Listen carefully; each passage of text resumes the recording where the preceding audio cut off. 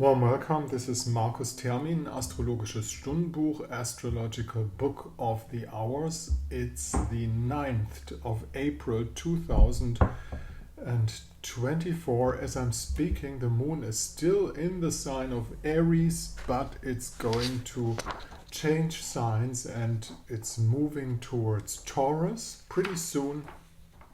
In the middle of the day, we're talking about Middle European summertime, 1:30 in the middle of the day, sort of the middle of the day. The eclipse is over, and it's not over from the results, not over from the influence. And so far as we oversee it, the maximum outcome of this eclipse was the awareness of a lot of people looking at the sky and observating that there's something wrong going on with the clouds, that this is not exactly natural what they are witnessing up there in the sky. Mercury is retrograde. That means there's an inner side of things with being accurate, being most accurate has the most value. And then for me, the most important aspect of the day and also of the following days will be the conjunction of Mars and you see there and Saturn in the sign of Pisces. Mars and Saturn in the sign of Pisces. This is not exactly a good aspect, but is there good and is there bad aspects? It depends on what you do with them and what's the outcome of that. You see up here there's this huge Aries stellium, We have Jupiter and Uranus in the sign of Taurus, which turns out to be massive air manipulation, because air is Uranus and Jupiter makes it real massive, and Taurus kind of puts the earth up into the sky, make it dense, it doesn't make it real sky-like, real air-like, but there's a flavor of earth within that, keeping out the sunlight. This is actually what is happening, and that the sun herself, is being heard by Chiron is maximum, obviously. I'm not gonna put out any more clear words because this platform, you know what I'm talking about. Anyhow, what I actually wanted to say, Mars being in conjunction with Saturn. This happens every 2 years, kind of every 2 years, and it's a point of where are we gonna go now? It's all like we have figured out anything really to do. We come to an end point of our possibilities. Mars can't push through Saturn in this point, and then when it's urgent and somebody puts his ego into the considerations, it might become difficult. There's a homeopathic tip, which doesn't come from me because I'm not a medical doctor, but they're talking about Nux Vomica. Mr. Döberreiner, another astrologer of old times, is talking like that. And what I actually wanted to say is how to deal with an aspect like that. How to deal with Mars, Saturn in the sign of Pisces. And as you know, astrology is a teaching of correspondence. How it is above, so it is below. What does that actually mean? Just to give you a short explanation about that, you might have heard about the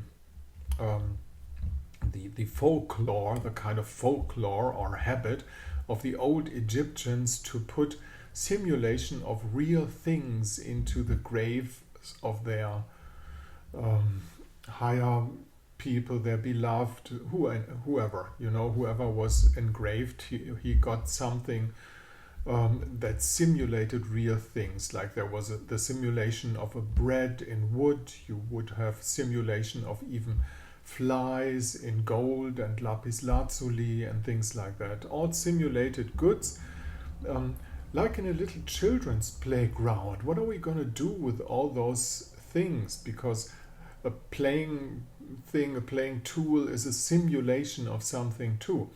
And the idea behind that is that within the spiritual world, there is obviously, or used to be obviously, not to be the ability of making a difference in between real things and the things that are just drawn or simulated or fabricated in a way that they look like those things, which is an interesting fact anyhow.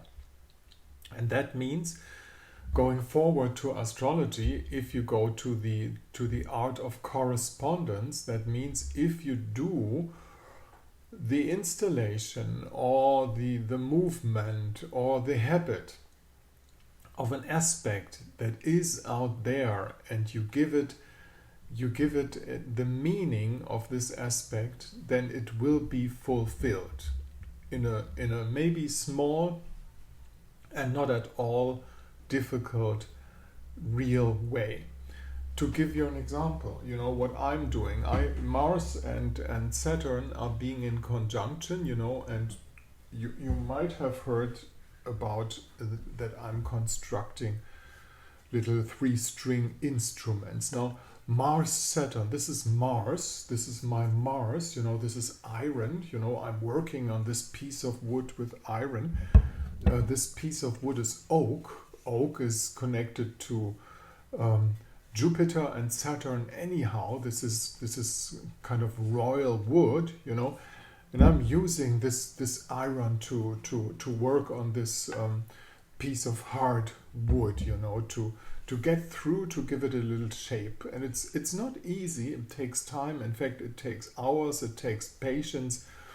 It takes everything that this aspect needs, And this is, just to give you an example, one of the possibility of doing a correspondence to this aspect, The other correspondence, if you look at Jupiter, Uranus, and if you look at air pollution in a general way, Uranus is an air planet and Jupiter makes it huge and big and over the top, and if you look at the sky, you might realize, yes, they are doing something airy. They're doing very, very much over the top things, That's basically the situation. And I was talking about Mercury retrograde anyhow. This is silly times. This is overall, we do have Pluto in Aquarius. It's not the dawning of the time of new dictatorships and things like that, but it's the dawning of the people's time for a long, long time. Not today, not next week, not next month. We're talking about years. And the change is going to come and it's going to be big and huge.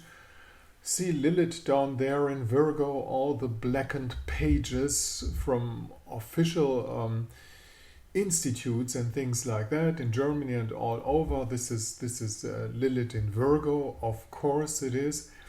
And well, that's mainly the situation. The Piscean powers with Mars, Saturn and Neptune, as I say again and again, dissolving structures. But this does not mean a bad thing. It could be a good thing if it's the right structures that are dissolving. And you might have noticed that gold itself is jumping up to, I think it's $2,350 per unit, and Bitcoin is jumping up. So definitely we're going to see something on the big score of worldwide financial level this year, and I suspect that this is going to be in June, when we have the trine in between Jupiter and Pluto that we are going to be a big change in financial stabilities, especially concerning big financial institutes. This is Marcus Termin at the 9th of April 2024. Thank you for listening to this little show. If you want to get in contact to see how does this work out in your personal chart, let me put it here. Use this mail address up there, mind the DE at the end because I'm from Germany. And down here at my blog site, you'll find the conditions for a consultation. All right, see you tomorrow.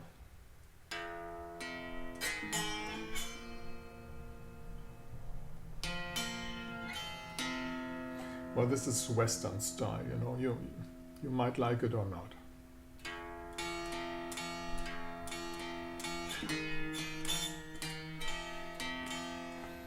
Okay, anyhow, we're not going to repeat it today.